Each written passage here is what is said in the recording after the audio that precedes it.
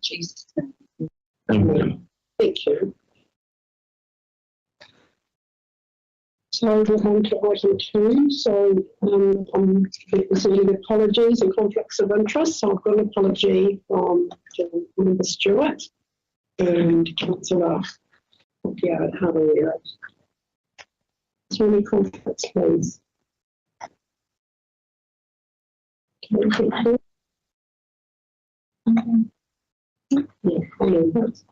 taking it. We'll public forum now, and we've got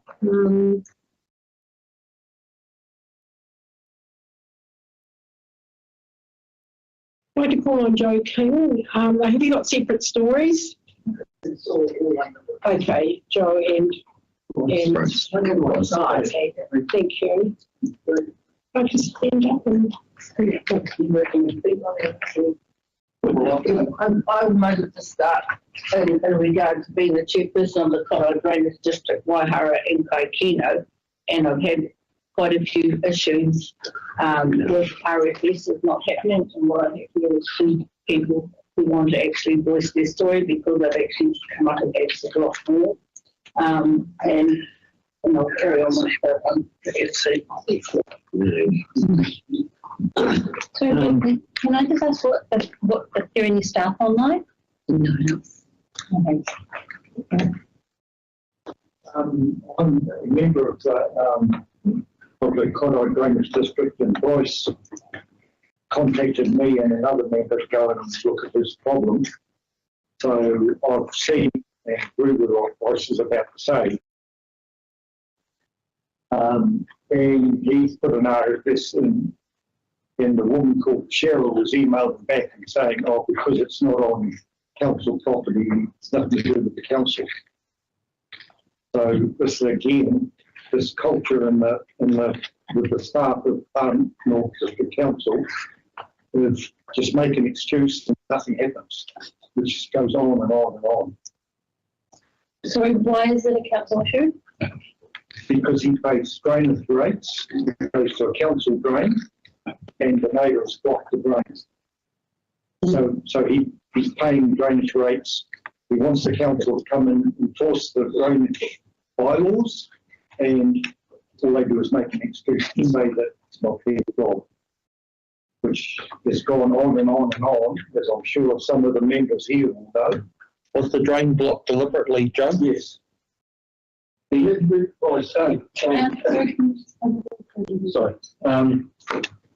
The neighbour in question has just bought the property from another neighbour, and there was a drain that drained from my side and his side through to the Wairau drain, which is council drain, and that runs through his property and also runs through my property.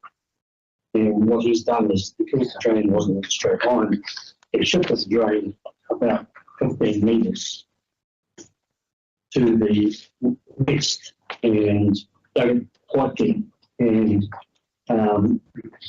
but in doing so, he's lifted the drain up. So the drain actually comes up. It comes up by about 300 yards. So that area now is quite low and it's not being drained. I have approached him because we've had some issues with the boundary, and we put a new boundary fencing, and asked him if I could put a culvert in, because he's dug the drain. The drain used to go all the way to the property, to the boundary, which drains my property. And he hasn't taken the drain all the way to the boundary now, so I've asked him if I could put a culvert in to drain my side, and he's refused. He's also gone through where the boundary fence is and dug out part of my property, which is now lower than even lower. So, yes, all I'm asking is that whether or not you can enforce it. All I want to do is put a culvert in. And that's at expense. At my expense. So I'll drain it to the culvert, which I'll go into the drain that he's created, which goes into the Wairau drain. And the drain, we've got photos there. The drain is quite wide. It's wider than this table, so, and he's gone down quite deep. So he did that so that he could laser drain the farm because it was quite wet. And yes, it's probably about 25 metres from the boundary to the beginning of his drain. And I'm prepared to put a hold of him. He's refused. Can I ask you a question? Do you have a map to clarify where the council drainage district drain is? That's the drain there. That's the council drain there. And on the council approved maps for the drainage districts to show to the staff this is a drainage district drain, here is the bylaw, this is the only area in the Far North where the bylaw applies, which means that the civil matter of the Drainage Act, the bylaw overrides that, because like, have you done that? Is there a map? No, Name the drain. I didn't realise that the drain is a wire or a drain. It's the county drain known as Wairau. Yeah. Okay. There's two drains that water my property. One is Wairau drain, the other one is Bergen's drain. Okay. That's out near Hipara. Yes. Yeah, I Yes. see that. So it goes through probably about 6 to 8 properties as it heads towards Aparo and joins up with the Arako River. Oh, and you've also got evidence on your rates, demand that you pay drainage rates as well. Yes. Did the staff give you a response about what's the difference between a civil matter and the main drainage bylaw? No, they just said that it wasn't a council matter and that what she chose the advice bureau. Did they comment at all on the bylaw? No. No. Madam Chair, this is not the only example either where failure to enforce the bylaws is impacting on private property owners. Going around the table. Oh, okay. I'm sorry. That's the response. That's the response there. I wrote a detailed email saying what happened with what I was asking for. Yeah. And you did reference the main drainage bylaw in your email? I'm not too sure if you did or not. They referenced that they're in the Cotto drainage district Yeah. That should be enough. and this is the land drainage district. Yeah. I wonder if our staff actually are unaware of that we have drainage districts in Te Hiku and that the land drainage bylaw applies. Because I'm unsure why someone would say that if they were aware of it. Why would they have this copy and paste answer? I do have a second one, which is from Chief Hobson. That is the same thing. Thank you for contacting the FNDC. We passed the request onto our contractors to investigate. They have come back and advised there are no final district council floodgates in this area. You will need to speak to the regional council. Now this guy's been around. He's actually got a drainage rate in his rates here as well. The same thing has happened in the Bainbridge area up north, and you had him at the, his meetings talking about all the RFSs that they've put in with no response and no one coming to see, no action with the bylaw at all. I just think that if we don't get a response from staff, I think the next step is to do a deputation to council, because this has been ongoing for years now. The worrying thing is, Madam Chair, that I understand the bylaw will lapse in October and we need to be fairly smartly onto it so that it doesn't lapse. I communicated with the compliance division under Kevin, someone, and in regard to the bylaw, because I know that the bylaw went from 2009 to 2019 and calculated it lapsed then. 2019 to 2024 is your 5-year window, and that needs to be renewed. They have sent to me in an email, which I didn't bring today, that they were ensuring that the bylaws were going to be renewed before October. Oh, that's neat. But I have not had any response back, and I have not seen any draft or anything come to the community board or be advertised in the newspapers whatsoever in regard to that being in the process. Can we follow up on that here, please? So that would be to Roger and Cassola settlement on that.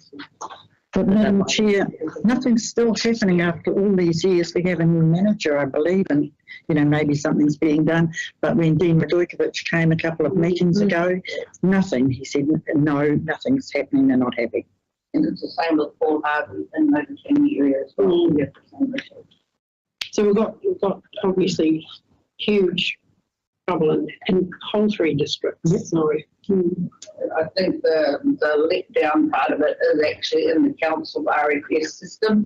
All the public get asked to put their RFSs in, which they do diligently, and it's actually frustrating for them for wasting time because you get these responses and often you get no responses. And when you go to follow it up with the RFS number again, it's actually been closed off. Oh, Yeah.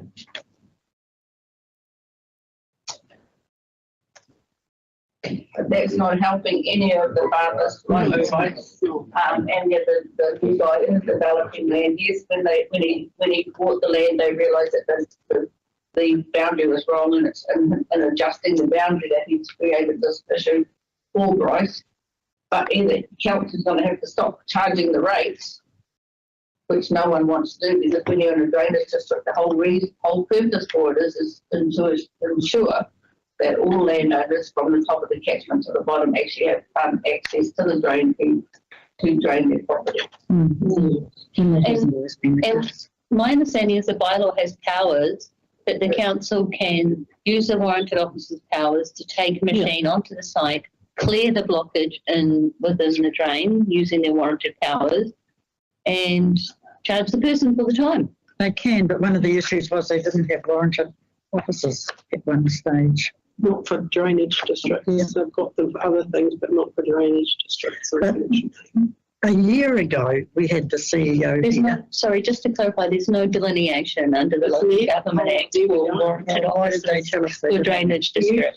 The warrants are issued under the Local Government Act, not under a specific act for a specific purpose.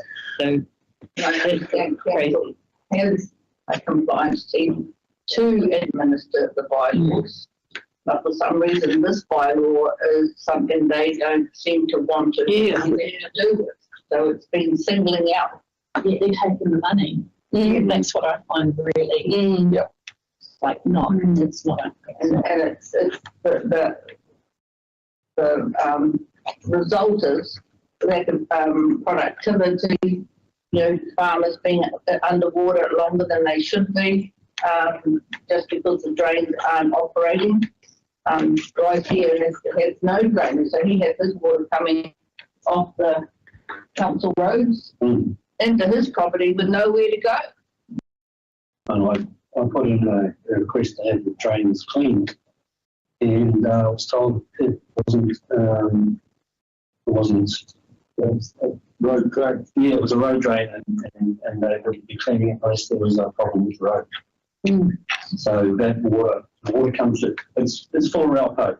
So the water comes through to the area that's full of Ralpo, and it's supposed to go through to that drain because it goes all the way through this farmer's farm. And it can't get there, so it just comes on their paddock. I think maybe in the RFS system, there's no code for land drainage RFSs. We've raised that before with the council, but They're putting it under roads or stormwater. Well, I used to clean the road drains on a regular basis, but that's not what we do. So who's Three Waters? Because it says here land drainage districts managed by FNDC Three Waters. My understanding is under infrastructure. Oh, okay. Totally under Tanya's. Yes. So we need She an had been answer. given it in her bucket when she took over the role.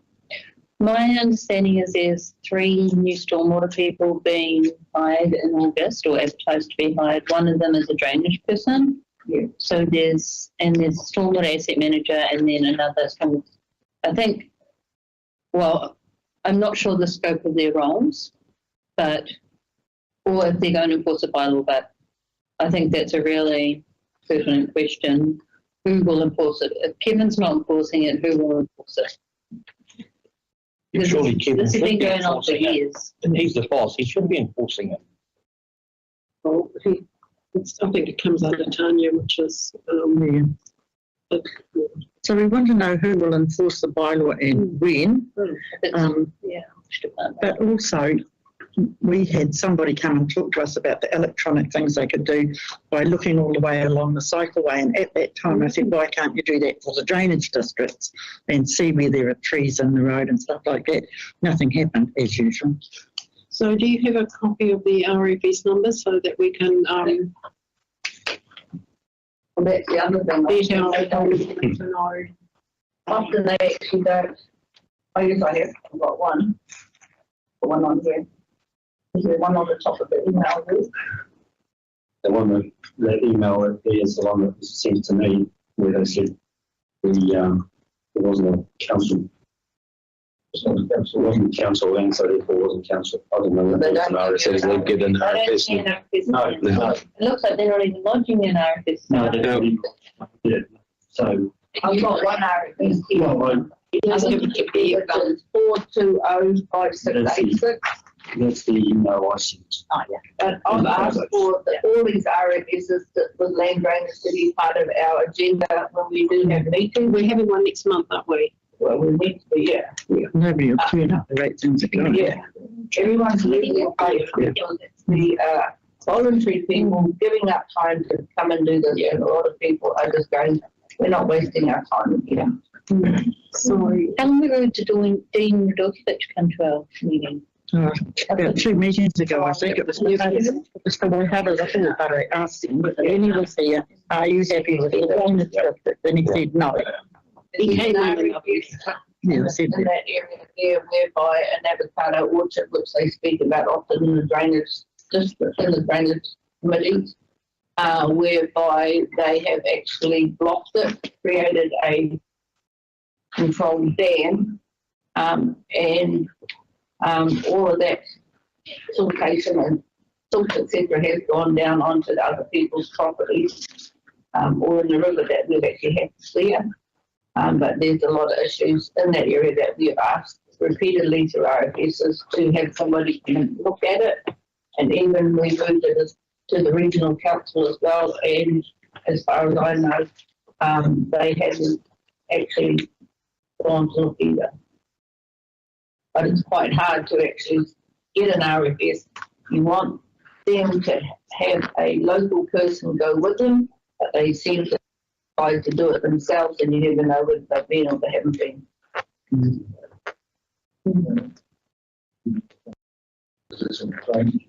That's their excuse for not doing it. They say it's not drainage. There is some Humboldt District Council. But yeah, it's the definition, what he's saying, it's the definition in the Land Drainage Act, which land drainage is definitely under Farmers District Council, and when you get into flood protection or parts of the regional plan, that is the NRC, and they, all the RFSs or communication, they do that. What they've done to default here is see that regional council says it's land drainage, FND says, they said, oh no, we don't have a register for floodgates. It's on the maps. It's there. He's been charged rates. The rates, you know, it's ridiculous. It's $8 or $9 a hectare. For what?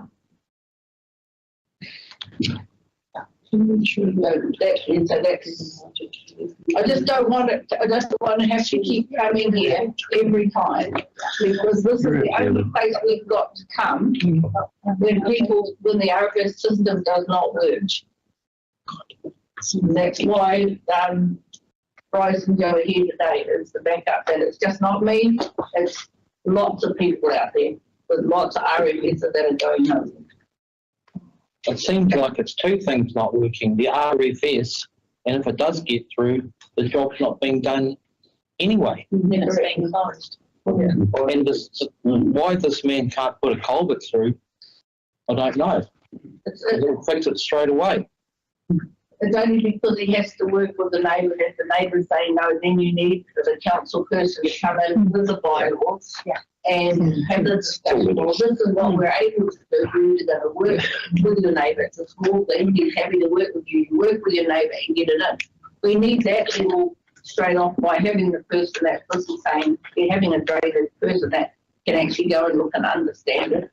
Fine if they want to take a drainage committee person that knows the, you know, the area and the drains and that, but we need that person rather than us as individuals going to see a landowner and saying this is not right. We can have that discussion with them, but we need the backup.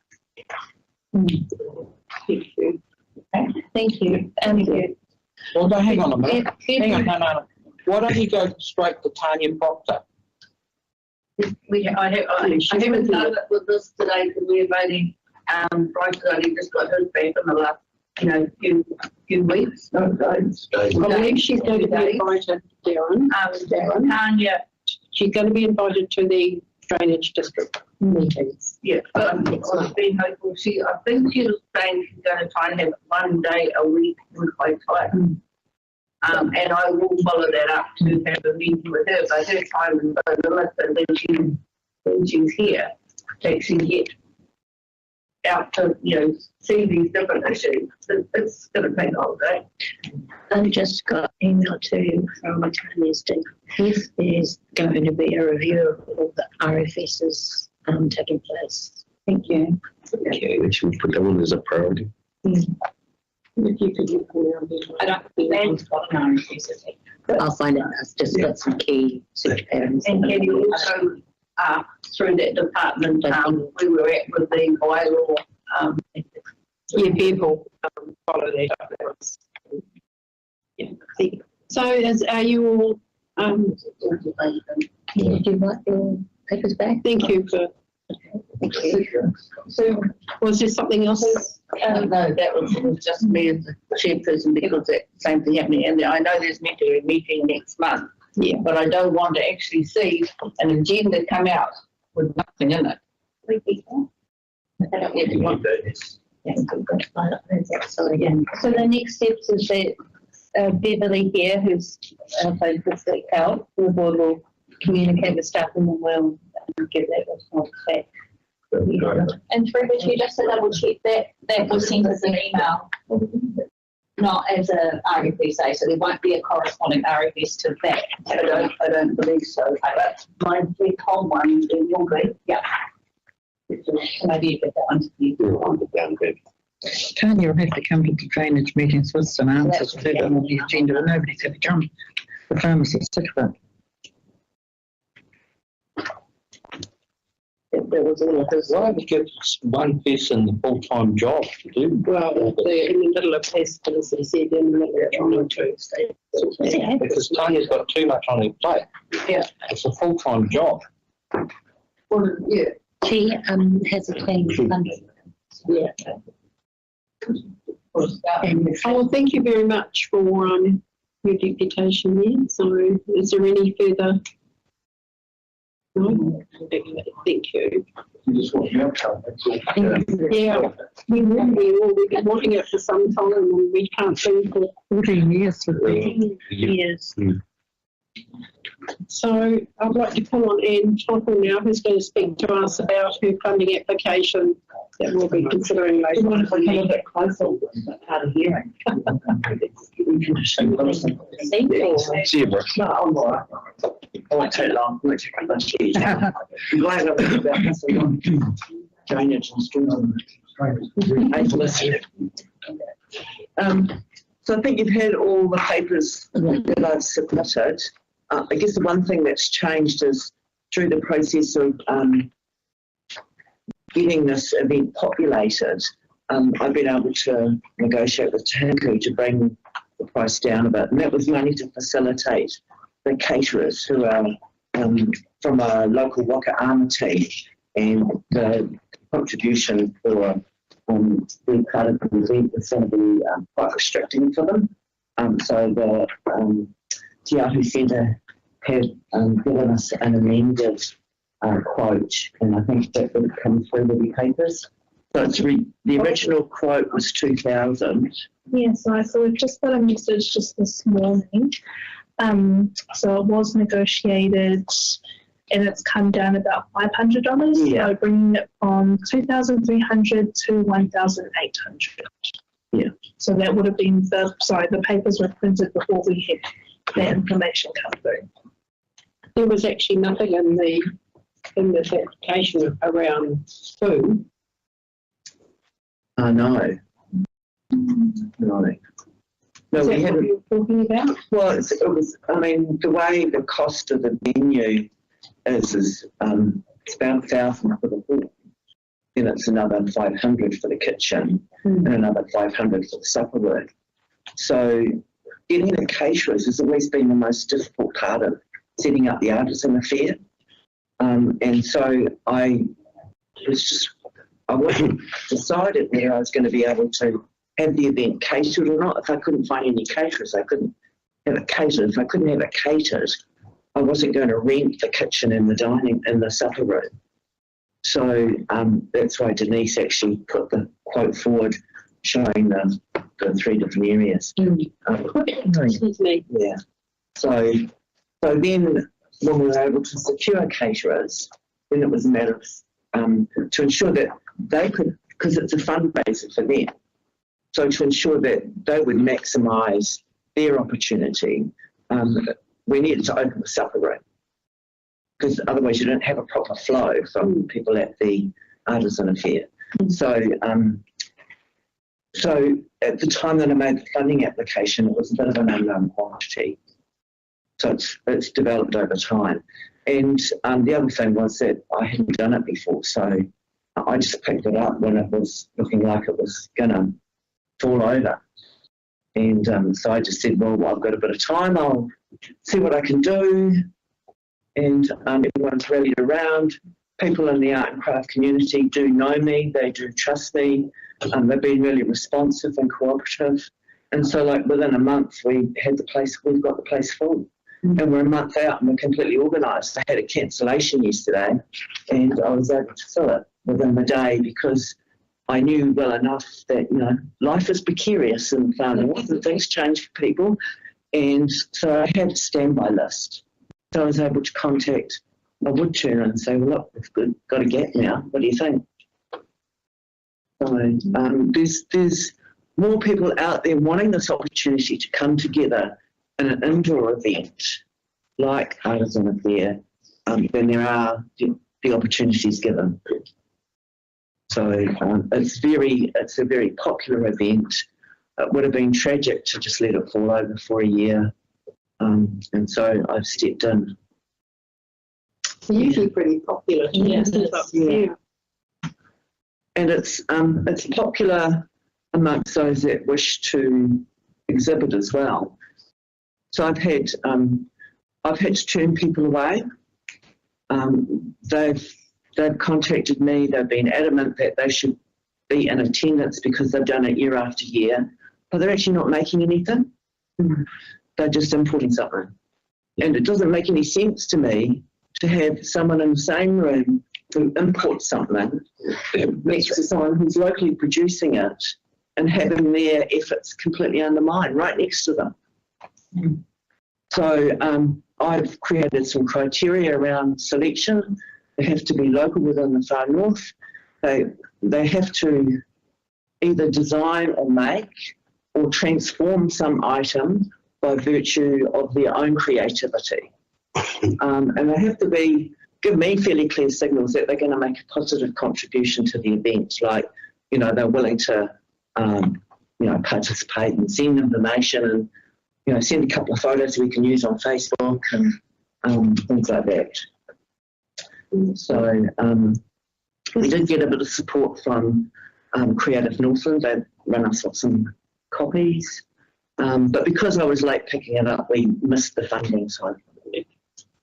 Yeah, so everyone's paid up. I think that's a really good sign. That's an indicator that they're very enthusiastic about the event and that they trust me. I take that as an indication of trust. Everyone knows where to find me. Just in the process of sending out media packs, I'm going to get some coverage from The Age and Radio New Zealand. One of the things with being a union organiser in the past is that you have all these people dotted around and lots of different jobs that you can have a chat with when something's happening. Yeah, so those two reporters would have been members of mine that I had a lot to do with in Whangarei. Is there any questions? Good on you. Yeah, to go to good bits this year. I can read the final, read your copies of the final. You can state the Christmas shopping list from this list if you like. So, but yeah, as I said, there's I don't know if there's enough interest from the community, but I think there's enough interest from the creative producing community to do more than one event. Just some feedback, it's really great to have things happening in the winter time because we usually have a lot of things happening up here in the summer. So, yeah. Well, it was normally in July, but so the person who was asked to, or who said they would carry it on when Geraldine went to Australia, I'm sure you all know Geraldine, the only thing they did was book the venue. So they made the decision to make it later. Got the venue and then went, can't cope, and didn't do anything. But we were all waiting. We contacted and said, we're interested. What can we do to help? Yeah. Good. So, Well, thank you very much.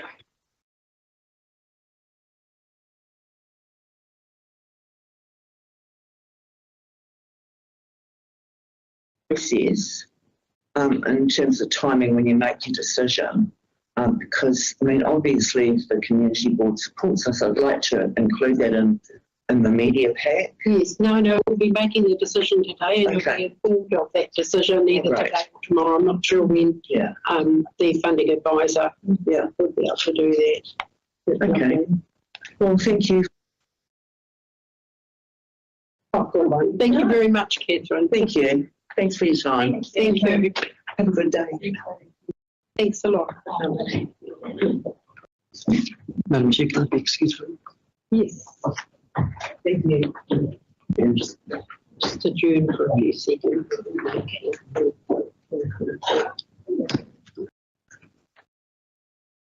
Just adjourn for a couple of minutes to go and see.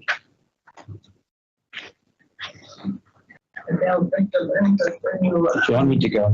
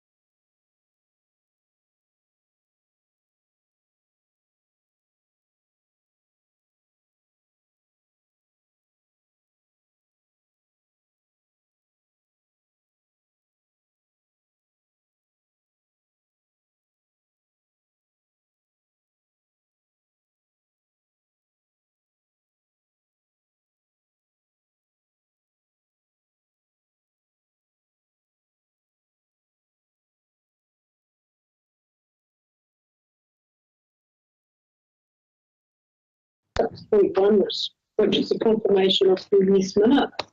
Everybody read the minute? I'll move them. Darren? Okay. Any errors or?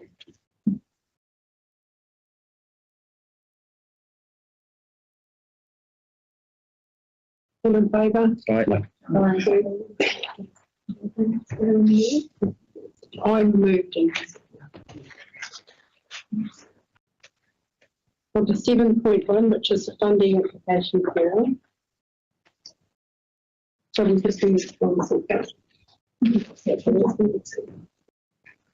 first one is the in total for the FED 2024. So there was an adjustment on this one. Yes, so Catherine's recommended amount was 2,300, which was then changed to, it was brought down to 1,800. So it's 1,800 now. Is there any discussion on 1,800?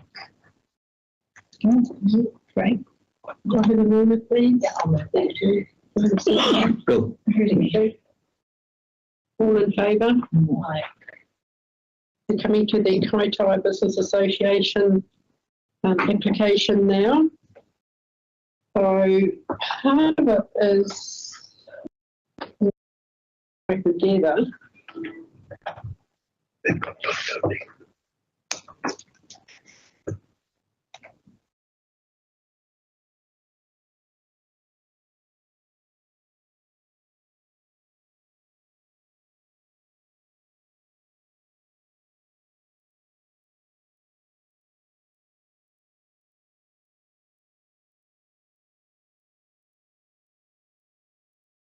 Right.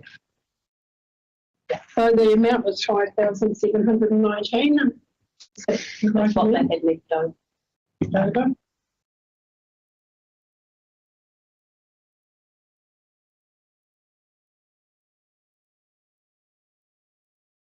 Not the two amounts. Part B, well, the two amounts is the bit they already had. Yes, yeah, We need to that's say right. So that will be on top of, yeah.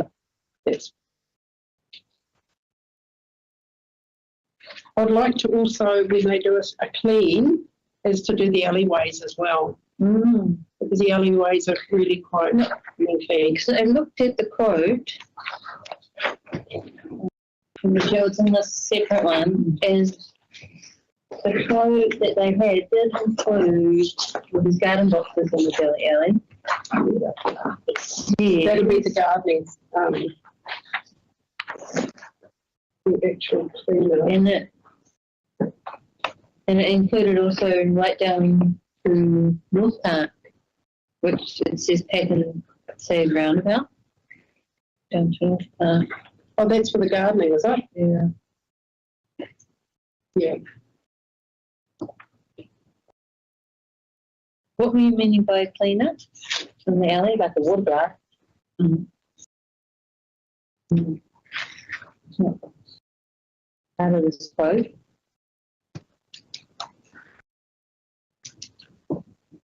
Could we just note that to them and ask? About the alley. About the options of water blasting now, and we could put it in the recommendation into the oh no, here it is, labour, vehicle and water blasters. Oh no, this is on the main street though, it's not for the alley. So I'd like to include the alleyways if they're going to do water blasting. So can we put it as part of the resolution?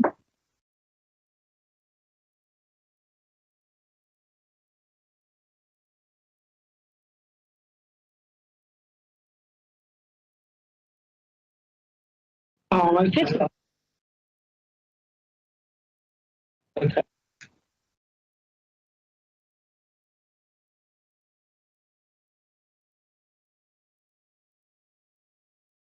Yeah, that's fine. Okay, we'll see what we can get out of this. So that'll be, I'm happy with that amount. So, do I have a seconder, please? Darren.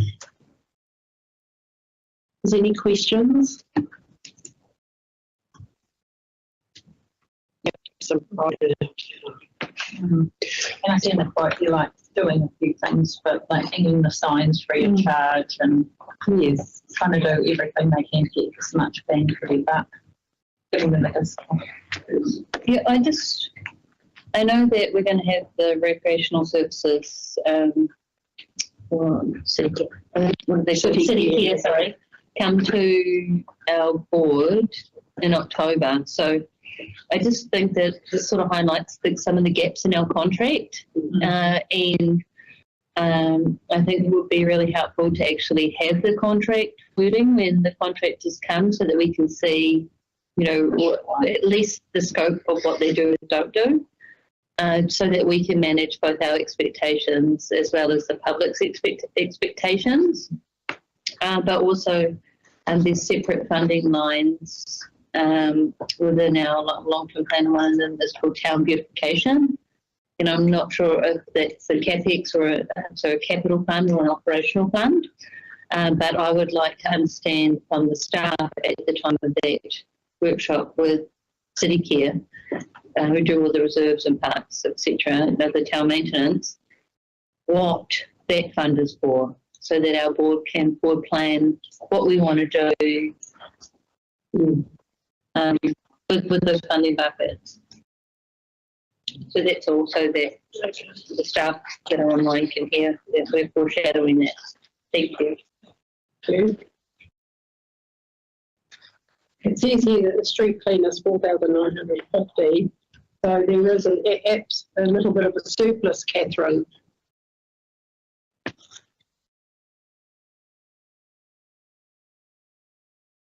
Before she left. What they are planning on doing is completely separate from what City Care do, apparently, because I also spoke with Victoria, who was in the middle of negotiating and going through all the contracts and everything. So this is above and beyond what they're planning on doing, apparently. And that's why I came back with the recommendation.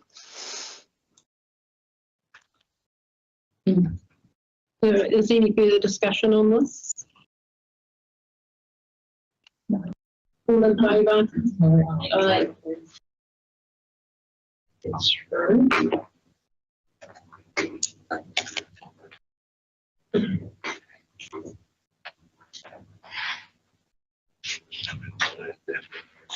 So while we're on the funding resource, Catherine.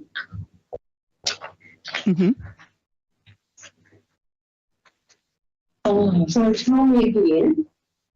So I know the Eastern Board are going to have bi-monthly. Our board is not very keen on having bi-monthly funding, so application. So we'd quite still like to have the status quo, please.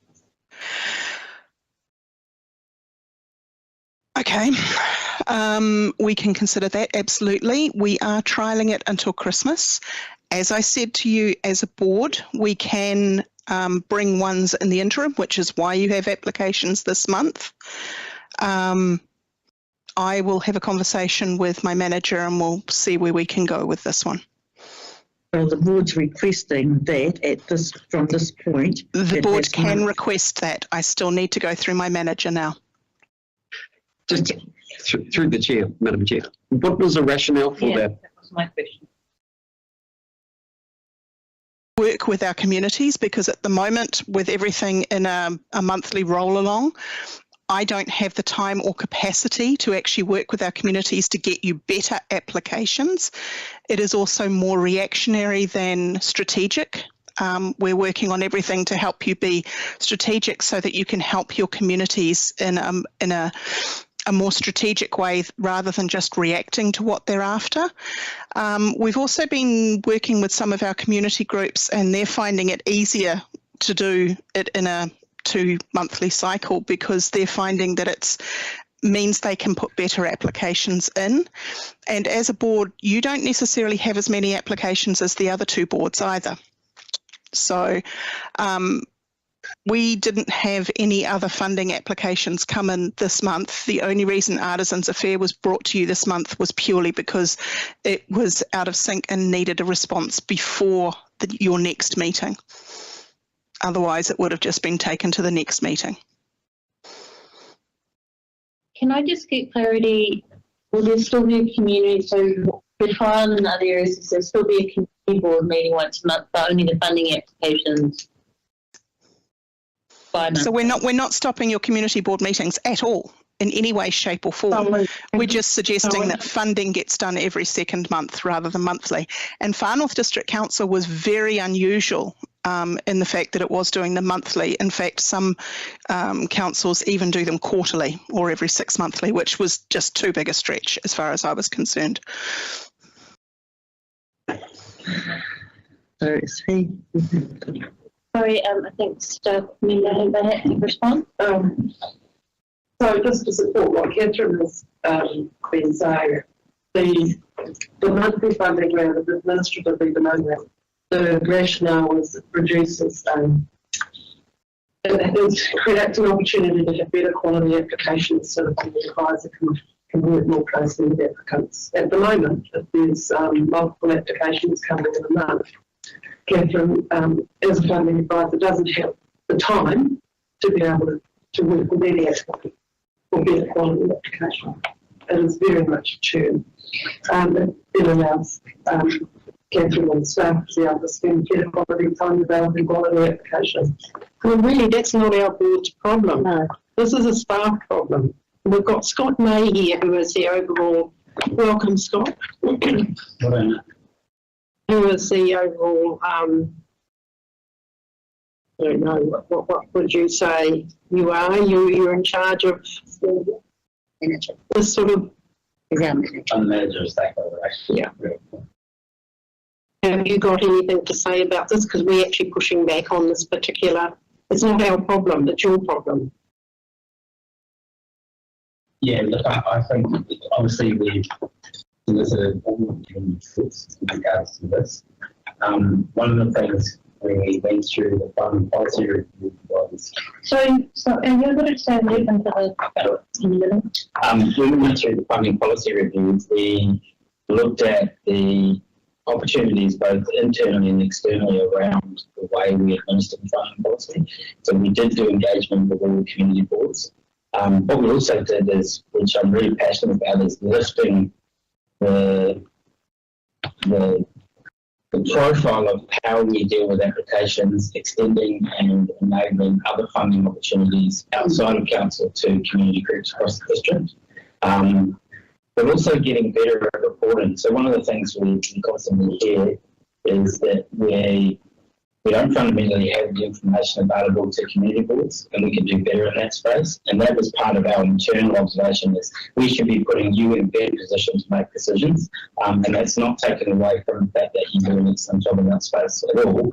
It's just going that actually we should be providing more information for you so that you have that at your disposal when you make those decisions. So part of that is enabling improved reporting. There are a whole lot of other things operationally. We want to redo the funding application form. One of the things we've identified is that whilst we're looking for community outcomes with the funding stuff, we don't actually ask the community that question when they're applying for the funding.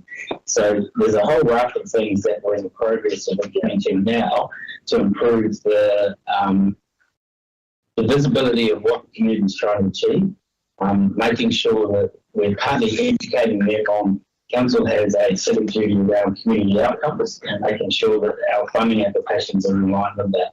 So I don't take this lightly. The decision wasn't made to impact you guys. It was also made with the impetus on, in the additional second meeting that doesn't have necessarily those funding applications, is there's a real opportunity for us to as well better improve the information we're providing to community boards. Because we feel we're not putting our best foot forward in that space. We want to work more closely with you, and that's an opportunity for us to do that through the access we've got to information and reporting that's out there, looking at some of the community issues that happen and introducing you to other bits of data that we're receiving, contacts that we've got, and putting that visibly in front of you. To that effect too, we've got key people we want to get in front of you because we've got relationships with them through council. One of the things I've picked up managing under this role, for example, is Sport Norfolk. we've had a contract with them and they do some fantastic things around the district, but essentially we weren't, as council, managing that relationship necessarily. So part of that is to grow those and make sure they're coming back to the likes of you as community boards and letting them know exactly what are the things they're doing, and we'll steer on where you would like them to be doing more things in the community. So to make life a lot easier probably for Catherine, would it be better if community boards went to meetings every 6 weeks rather than monthly? No. We used to have it every 6 weeks. It worked very well. Sorry, can I just, sorry Scott, your team, when under you, what do they do? Like, I don't understand what's that. Okay, so my role is to, you know, and this was a new team set up through that realignment, right? So one of the things that's been cognizant for us for several years that came through in reports that came back when we did the council mark reporting was that our relationships out in the community from a council staff organisational perspective were poor. It was something we tended to be, in my view, keyboard warriors, potentially designing things, making decisions, but not actually engaging the community, right? So part of the strategic relationships group was to close that gap. Our team in particular, so you've got PD as my principal advisor who is developing at that high level more strategic relationships across the district. You've got myself who's playing in that space. I'm probably taking more of a role in key projects that are happening around the district. For example, like Paul Waitona, I'm doing some work out in Raleigh and Hokianga around closing some significant gaps in relationships out there.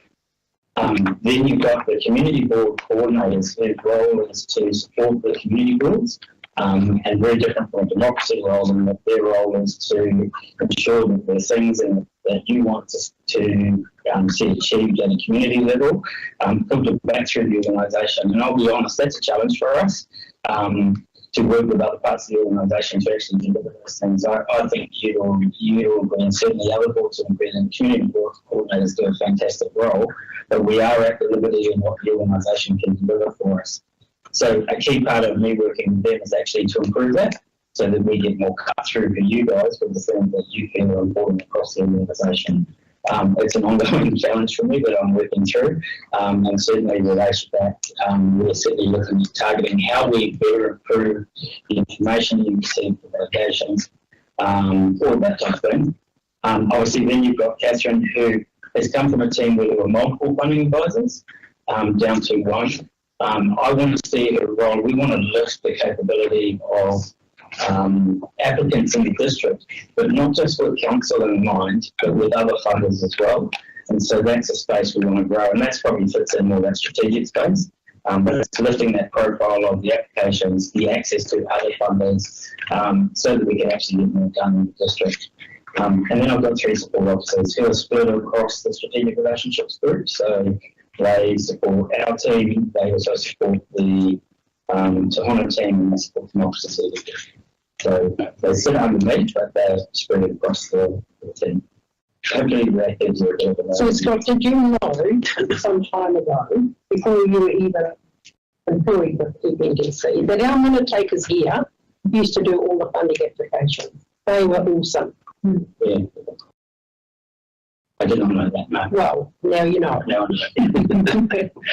Well, to be honest, when I had Bev's role, I did the funding applications, did the minutes, they did whatever else was necessary. And Bev's role is really important as liaison between not just the community board, but the community board and managers and the community board and the community. She's got 3 faces, I suppose you could say. And now it looks like... Just a question, I guess, to Scott's team. So if the board were to support changing to bi-monthly, I'm not sure, are you aware what the delegations are for the community board? Yeah, and I'm working closely with Aisha now because we believe, particularly over the last 12 months, and again, this comes to other organisation is that we're not supporting, and obviously I've had a meeting with the 3 chairs. Yes, we've been following that. That we're not supporting both on the agenda and at meetings, delegations. And what are they? So one of them is reserves and parks. I know you've got pathways. I'm not going to because I'm going to be honest and go, that's piece of work I'm undertaking in relation, but that's definitely her work, not mine. Well, I can tell you what the delegations are can work on, the halls. Yes. And we had a large number of halls in Hiku that we still have not been provided the financial information from. Yes. Following along, Madam Chair, are we still discussing funding applications? I would now go We've get already gone sidetracked. past that. Yeah, Madam Chair, we'll just carry on. We're trying the meeting, not people online. With that, so there's the halls, there's the reserves. We are the only area in the district that have drainage districts. We're the only area that is a clearing thing only for our community. And then obviously we had our location that we pay for. But if we would go by monthly, would you be bringing more staff and more information about those benefits? Would there be a commitment in that regard? Or? Yeah, 100%. That's what I would like to see is that we use the delegations in the conversation of vacation. Is that, we feel, I feel, and you can bring this up wrong, but my impression is we've got a Boston to those in regards to you guys as a team, everyone. I think the other thing is to discuss the other opportunities. You don't actually need any more delegations because under the Local Government Act, we're there to represent and act as advocates for the community. So we should be knowing all this stuff. We should be getting these, which we're not. We should be getting roading reports and all sorts, and especially drainage reports. So through the chair, Scott, from a fresh perspective, when I started, it seems like the community is viewing the community boards as grants, and the opportunity to change it to a decision made every 7 months allows the alternate month to be one that's full of discussion that includes internal staff to meet some of these conversations needs, and internal staff and external agencies that are providing our district and providing funding opportunities. So currently, for example, Creative Northland, Creative Volunteering Northland and Sport Northland are all delivering workshops and training across the entire Whānau District Council area around strategic planning, funding, co-governance, etc., marae development, all kinds of things. So concentrating on just a grant every month means that a lot of those groups that are applying for funding solely through the community board aren't necessarily growing or developing their ability or capacity to find funding elsewhere. It's quite a reactive.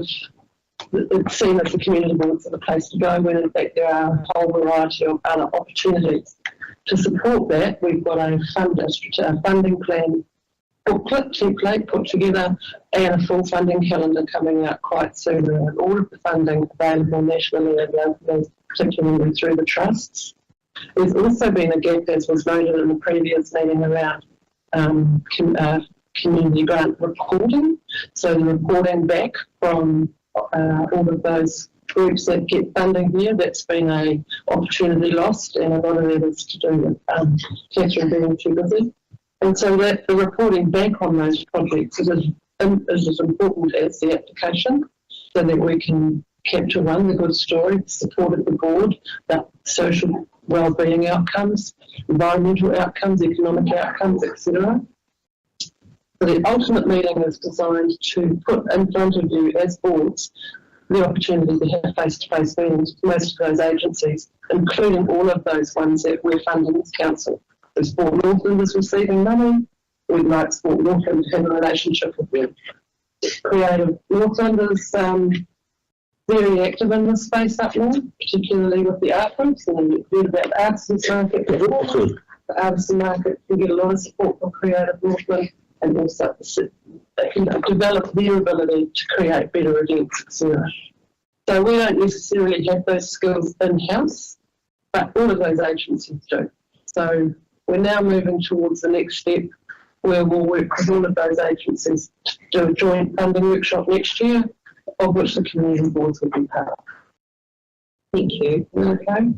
And the council delegations, as you should be a priority. So in the alternate meetings, by looking at the delegations and understanding the delegations better, that opportunity to work with an internal staff or department allows us to better understand maybe some of those things that are making it difficult. So town beautification and maintenance, which I think is that is under your council delegations, 100% excellent question that says, is that OPEX or CAPEX? So I don't claim to understand all of the delegations well, but I know that we have an opportunity in like GAP month to actually grow our understanding of those delegations better and make stuff and maybe the organisation a little bit more okay. Thank you.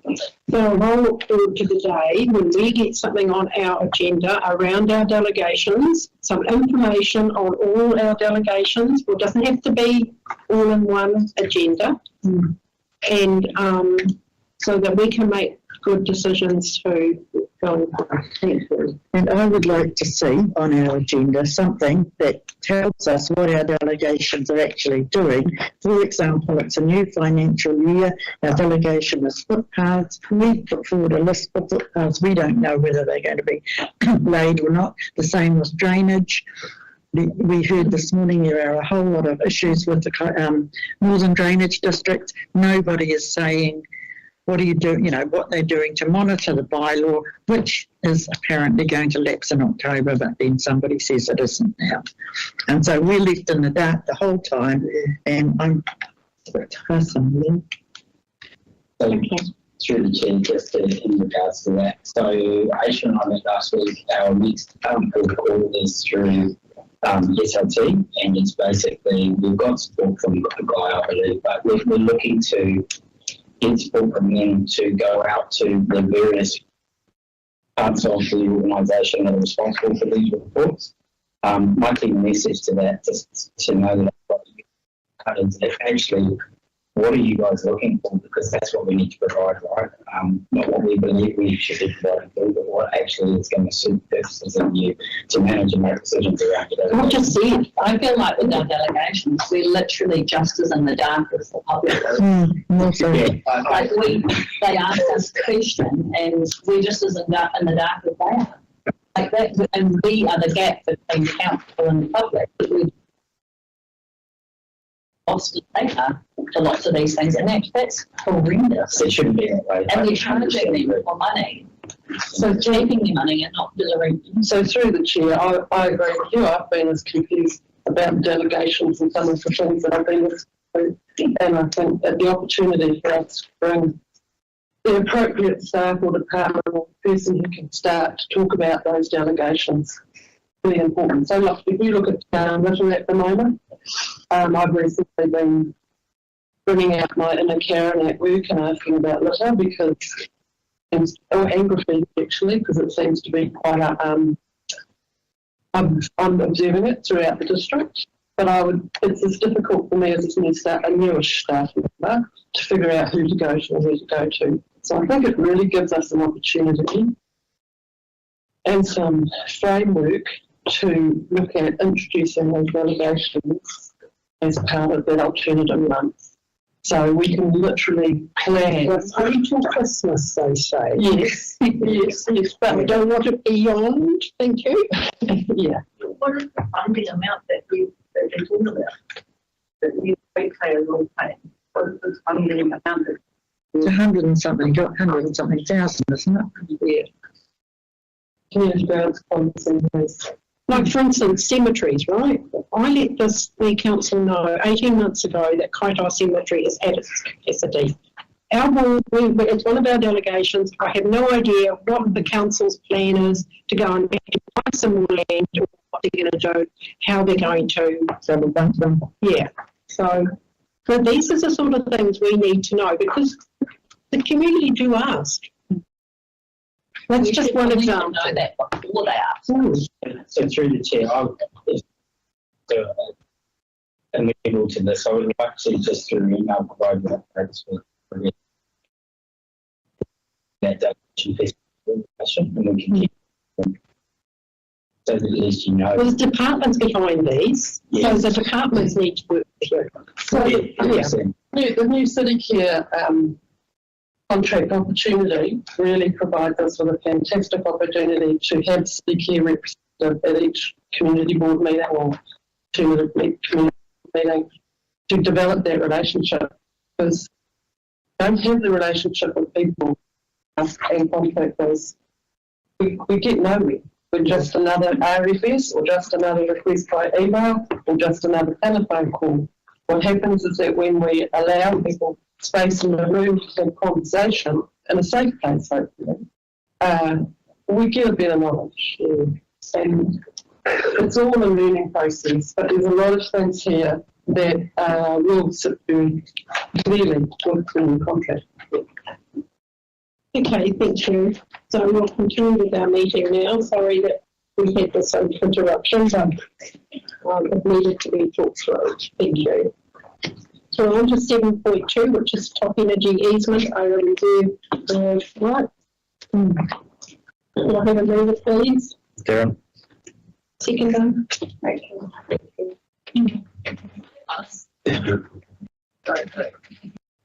This is pretty straightforward. This is just a sign off of what's Yeah. they asked for a title and we included in this, so people would be asking for titles and etc. Everyone happy with the easement? Is there any discussion on this? No, great for the built out. Thank you. Yeah. All in favour? Aye. Okay. So we're on to the 8.1, which is the Hiku Community Board August 2024 Item Resolution Report. And this one, do I have a second, please?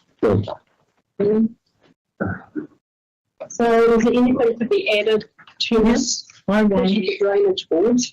yes, I would like a resolution, because we've talked about it, but it's nowhere formal, to ask the manager to confirm that the bylaw will be renewed in October. And I'd like to put to the next meeting, please, September meeting. I don't care what it is, an email, write it on the back of the hand, I don't care, as long as we get So the. we're moving there. Yeah. I'll second that. And I would like to move another resolution, please, Madam Chair. So can you read out the first resolution? Ask the manager to confirm the bylaw will be renewed in October and a report. And drainage bylaw, yeah. Yeah. The next resolution, please, is that the manager provides to the September meeting of the drainage committees information on what action is being taken to monitor bylaw breaches and how they are going to deal with them.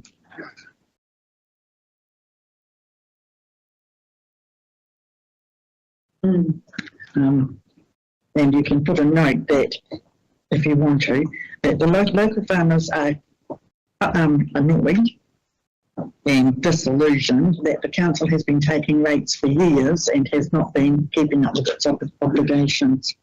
What about ringing up the farmers or going to see the farmers to make sure the job has been done? Well, If it's however they been do done it. to their satisfaction. Yeah, well, that too. That little fella in here this morning. What a mess. Yeah. Well, he can't go any further because his neighbour's not agreeing to put it in there. Yeah, but what's the impact of what his neighbour's done, not just on him, but further down or up or down the creek? That's the thing. And so the council does have an obligation. That was a very poor response that that man got. Before we move the motion, can I just speak to that motion? I guess, do we speak to the other resolutions before we pass that motion? Go for your motion. Just to support what Cheryl raised, resolution in 2023, 9th of the 5th, 2003. One of the points is for A, B, so this is on page 64 of the agenda, A, B, C, D, E, F. So E and F had not been reported on at all in this response. It says here only about the spraying program. The next part of it has not been commented on at all. For E and for a whole year, no response. Ghosted. Same with the next one. And so, yes. And so, yeah, same with the next one. 9th of the 5th, 2023. The only response from staff in July is about the contract finalisation. Part E and Part F of that resolution, again, ask about the bylaw and ask about milestones for consenting. Neither of those things have been reported back to us for a full year, let alone any lack of progress. Through the chair, do we make a resolution or notice somewhere about constantly asking about the halls? I think like that's not anywhere on here, like we've asked. Do we need to make a resolution that we actually get the reports, maybe not just on halls, but on our whole delegation, or other things like cemeteries and like somehow note it down that we want reports on these things or some response, like the cemetery issue. Reports on the financials for the halls and stuff like that. Does that need to go on our resolution? Yes, it does, because otherwise we forget them as has been the case. Yeah. And just to clarify, when we say financials for halls, that's not the whole committees. Yeah. That's what it costs the ratepayer. So the amount of depreciation, $40,000 a hall per annum. On top of that, the insurance. On top of that, the power. And I think we did get a report though on the tenure of each of the halls and who owned them and who owned the building. That was helpful. Yes. So that type of information is helpful. Through the chair, as an aside, though, have we, are there any closer to draft policy on the halls? Just him again. What's a policy? Why are they doing a hall policy? It was the delegation that addressed the meeting. They were doing changes to it. We've been waiting years for the financials. Why are we going to write a policy about something we don't know? I have no idea about how much it's costing. Why don't we just pause any policy work until we get the financials? I would have a clue because it was presented to us about 2 meetings ago. Yeah. No, we don't. Asking for input. Sorry. So should we do a resolution about that? Yeah. What's that? About the drainage first, right? Yeah. To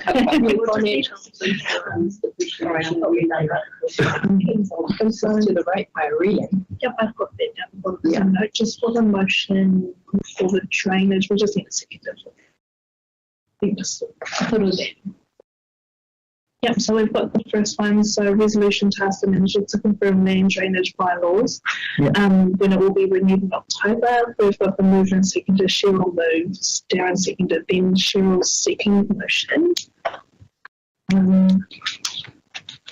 We had Cheryl move that one, but we had no seconded because we moved on to the halls.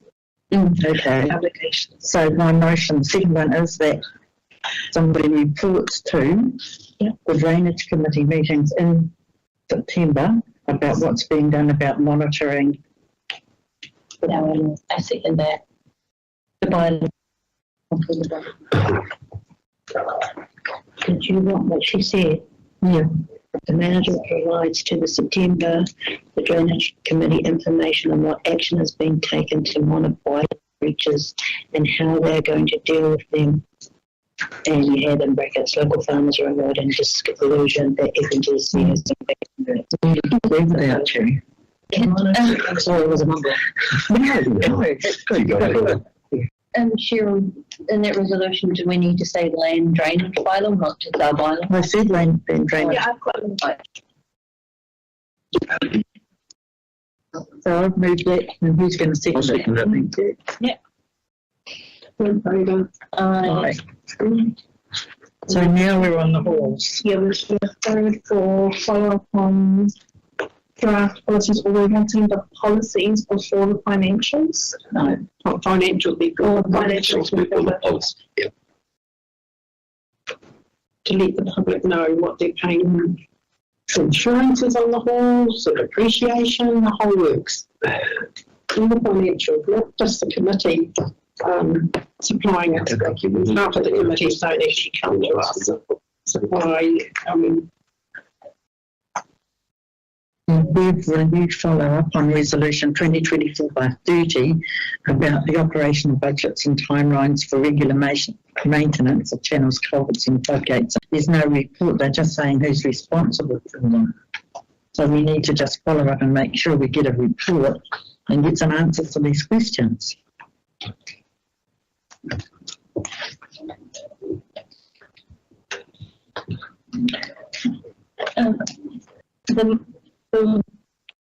There's an item here on page 69 about the resolution for regular maintenance of town. Yeah, that one. Yeah, that's what I'm talking about. They're saying the report is still to come and they're telling us who manages these various funds, but they haven't reported on the questions we asked. Yeah. Except for they have made an answer on the public liability. Yeah, we don't need to know who manages it. We need to know who's going to do when the work's getting done. So obviously, Scott, you need to go through our resolution page and every month and go to those departments. So we need a report on this. That's for me. You do that anyway. You do that. That's through the chair. Just so you know, that's another area I've identified, and organisationally we've been, reports get requested and we've had pushback from teams for whatever reason, and that's something we need to change that. I'm thinking about this conversation as well, yeah. Yes, there may need to be some questions asked, so that the purpose of that what you're looking for, but actually we shouldn't be being challenged by the organisation to say no, we shouldn't, because the organisation is actually here to help the elected members. It's also in the Local Government Act. 100%. So we are focused on improving that aspect of report delivery to you guys. And some of that will sit in regular reporting, and some of that will be for those additional reports we're really concerned about. Right, we want all this happening before Christmas. Okay, and if it's not going to be working, Madam Chair, can I just ask as well, just to save staff's time instead of spending their time writing reports, we don't need to write information. They can speak to us and give us the answer. They could come on Teams in 6 minutes, tell us the answer and move on with their lives. And then we can move on with our lives. Can we have another resolution, please? Can we have an update on what the situation is with the footpath program for 2024?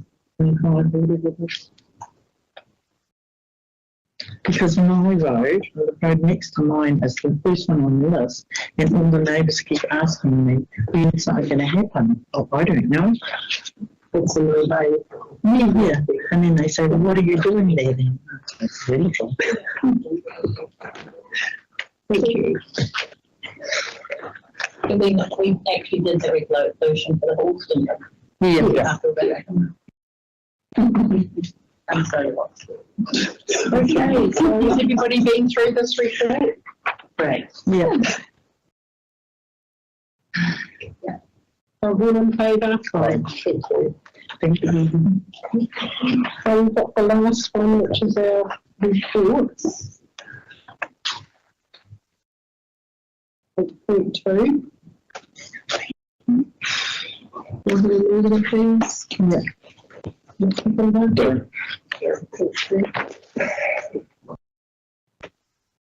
Please take my one as read. I'm going to attend the owners for the liaison meeting. Earlier in, that's really long time now. They can join.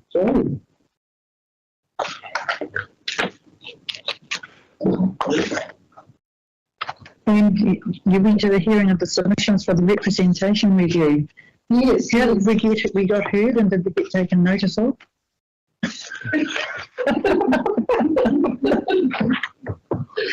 Sorry. Okay. Well, as you all know, I sent you the council agenda with the representation review that was inside the agenda. And I did speak at the council meeting and said our board only really would like one councillor attached to our board. However, in the submissions, public feedback was no, not two councillors, just one, most of the feedback. But however, it's been adopted or confirmed that there's going to be two councillors attached to our board. Madam Chair, why do they ask us then?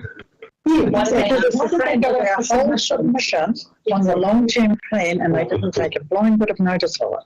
I just say no. Anybody know? I just don't want it. And besides, I think the new name of the subdivision is going to be Whakabeefi Awanui. Shit. No one put that. So, absolutely, why else the public? When the majority said carry. So I can't understand this representation review at all. I don't know Right, what that's what it is. decision making. Anyway.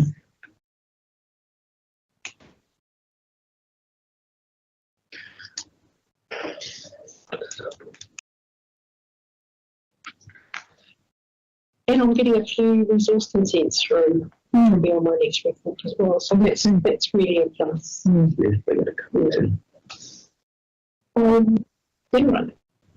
You can take mine as read, but good thing about mine's all RFS is put in, but more or less they were acted on straight away, and managers actually came and saw me or rang me up to say that they had, as it says here, done the job and it's been closed off. And that, to me, that's fantastic because it's actually happening. So it doesn't always happen like that, but when it does, excellent. Thank you. For John Goulet.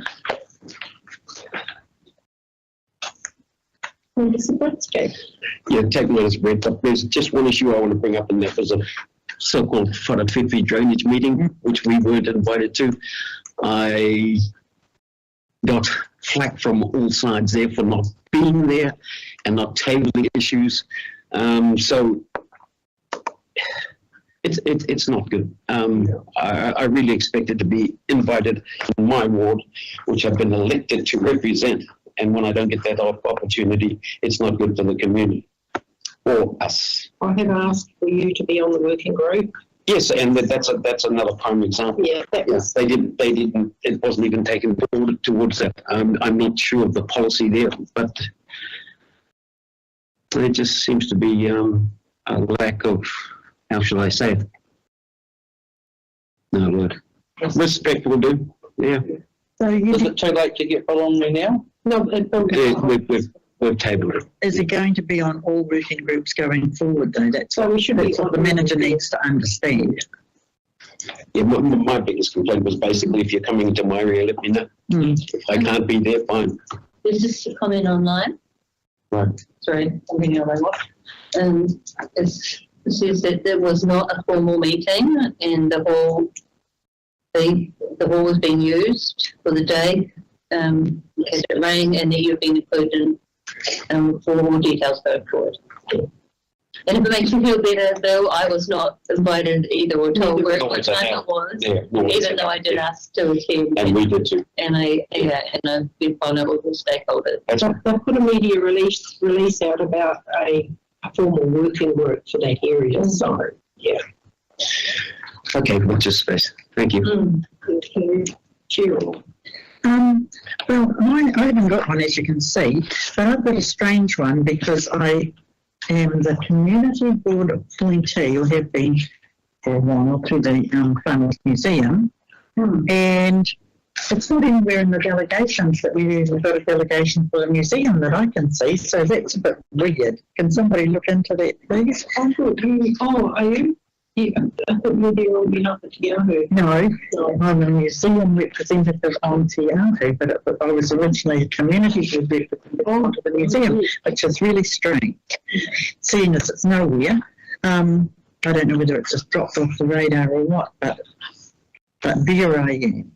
Anyway, there was a museum week meeting a couple of weeks ago, and there's going to be a strategic meeting on Friday.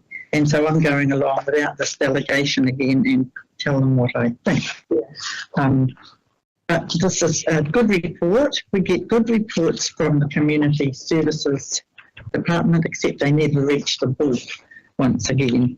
So that was that. The other thing was the Monganui Memorial, the war memorial was damaged by vandalism, and it has been cleaned off. It wasn't cleaned off that well. I don't know who did it, but Kevin Johnson has sent other people to have another look, and he said that war memorials are generally owned by the RSA. He had a suggestion that maybe somebody from the RSA talks with the schools and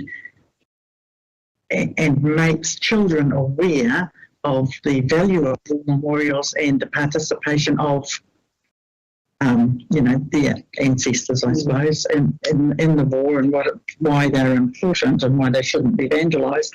So I'll talk to our local guy if anybody else wants to do that with their RSAs, but I think it's quite a good idea. But the only other thing was, there's a whole lot of stormwater drainage not working in a reserve next to a couple of private properties, but Bev's onto that, aren't you, Mr. Rutherford, etc.? Yep. Yeah. And so that's it, really.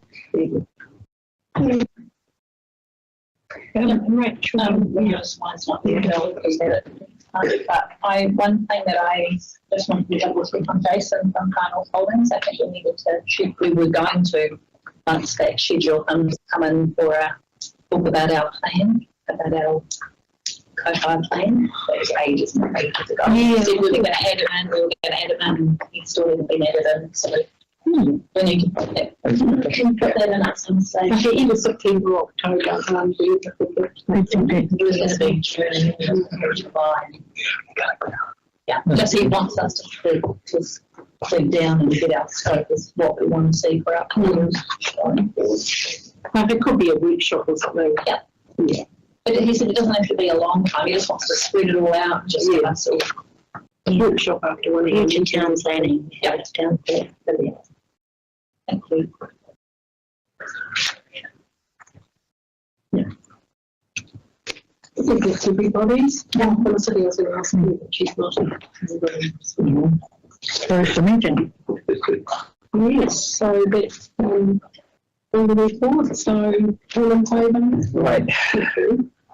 So we do a closing care for the closing the meeting. Please.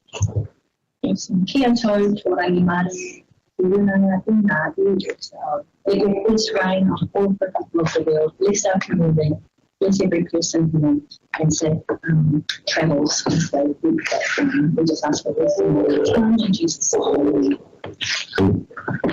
Thank you.